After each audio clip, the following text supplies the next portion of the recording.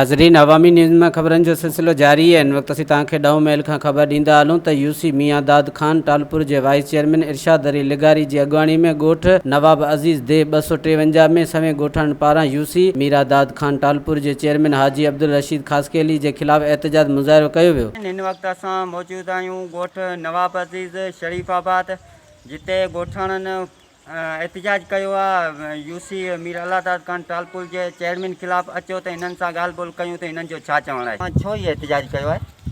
इरशाद अली लिगारी vice chairman UC Mira Dad Khan Talpur.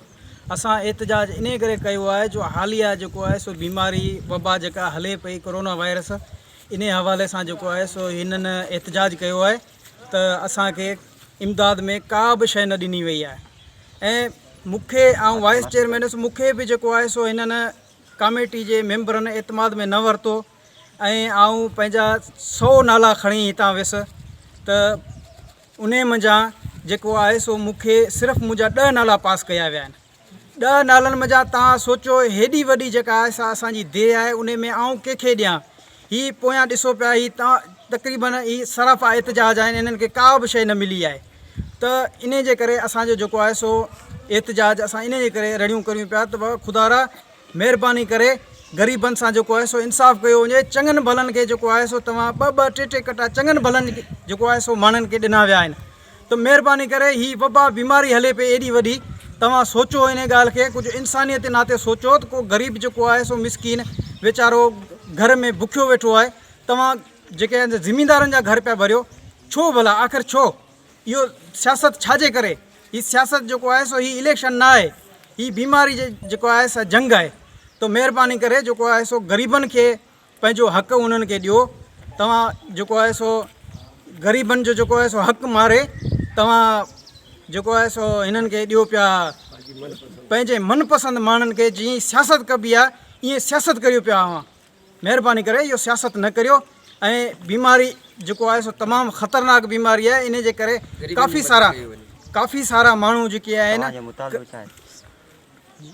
ऐं असांजो मुतालबो इहो ई आहे त काफ़ी सारा माण्हू रहिजी विया आहिनि ऐं उन्हनि खे जेको आहे सो इमदाद ॾिनी वञे। महिरबानी करे काफ़ी मुस्तहिक ऐं जेके कराची में कमाइण विया हुआ वीचारा, उहे बेरोज़गार वेठा आहिनि, उन्हनि खे बि का शइ कोन मिली आहे। जे अगरि उन ई सॼो प्रोग्राम उन्हनि जे लाइ हले पियो त अगरि उन्हनि खे का शइ नथी मिले त पोइ असांजो ही इमदाद ही प्रोग्राम करण जो कहिड़ो फ़ाइदो आहे? महिरबानी करे उन्हनि खे जेको आहे सो पंहिंजी इमदाद ॾिनी वञे। महिरबानी। सब बेरोजगार गरीब बैठे थे, बाल बच्चे गोठ सजा बर्बाद थिया पिया तो असां ख़बर है ते जुल्म कड़ा है, बीमारियां मथू पिया हलदियां, का शइ कान मिलती। सब गरीब बेचारे आए 11 कटे दे गए, अपनी मर्जी दे जेको ॾेवण वाले दे गए, ॿिए छुटे।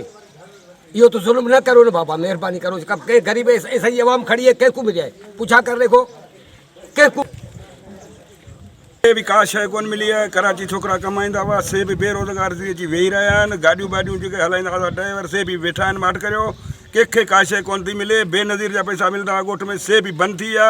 हिते कंहिंखे बि का टके शइ कोन मिली आहे। के जो वाइस चेयरमैन, फलानो चेयरमैन, हू चेयरमैन, असां कंहिंखे ॾिठो ई कोन्हे। कंहिंखे सुञाणू ई कोन था। न को कॾहिं को आयो आहे, न को पुछा जो डांह था करियो चए यूसी चेयरमैन वटि वञे, यूसी चेयरमैन आहे, फलानो चेयरमैन। असां वटि त कोई कोन आयो, न को कंहिंखे सुञाणू। हाणे असां वटि पैसो ई कोन्हे जो भाड़ो करे गाॾियुनि में बसूं बंदि थियूं, छा ते पुॼूं हुन वटि? महिरबानी। असां पाण कराची में कमु कंदा आहियूं। जीअं बीमारी जो ॿुधी असां ॻोठ अची वासी अची विया आहियूं, ठीकु आहे न। उन खां पोइ असांजे ॻोठ में एतिरी ग़रीबत आहे, का शइ जी हिते उमेदु न आहे। के माण्हू में उमेदु हुजे त कंहिंखां वठूं। असां पाण कंहिंखां हाणे कराची में आया आहियूं, हाणे एतिरो बि न आहे जेको असां जेको वठी आयासीं त खाई छॾियोसीं। हाणे एतिरो न आहे की दोस्त वटि वञूं त यार पार्ट जो ॾे गुज़ारो करियूं। चेहरा ऐं कल्ह खां वठी मुंहिंजे घर अटो कोन्हे, तोखे छा चयो ॾिया अटो? हाणे सॼी संगत साथ तव्हां ॾिसो पिया, कंहिं वटि बि अटो न आहे, कंहिं वटि एॾो मजबूर आहिनि। हाणे ज़िमीदार वटि ठीकु आहे, ज़िमीदार त पंहिंजी हारियुनि जी पूरी कंदो, ॻोठ वारनि जी किथां पूरी कंदो? संगत साथ मिट माइट केतिरा ॾींहं खणूं खायूं। ज़ाहिर आहे गवर्नमेंट बि ॾिनी आहे, केतिरी इमदाद ॾिनी, पूरे पाकिस्तान बि ॾिनी। असांजे ॻोठ में कंहिंखे बि का शइ कोन मिली आहे। बराए महिरबानी करियो, असां बि जो हक़दार आहियूं, असांजो बि हक़ आहे, असांजो बि ॻोठ आहे, कंहिंखे बि ॾिनो वञे, नज़र कयो वञे, असांखे बि ॾिठो वञे। हिते बि ॻोठ में नवाब अज़ीज़ 253 में बि ग़रीब रहनि था, हिते बि का ॾिठो वञे। यार हिन ॻोठ खे विसारे छॾियो आहे। वोटनि लाइ कंहिं शइ लाइ त एतिरियूं गाॾियूं अचनि थियूं, असां पाण घणे घणे थकी पऊं था। ऐं हींअर ग़रीब जे बीमारी जे हिसाब सां कंहिं धणी कोन पियो थिए। ओके, ख़ुदा हाफ़िज़।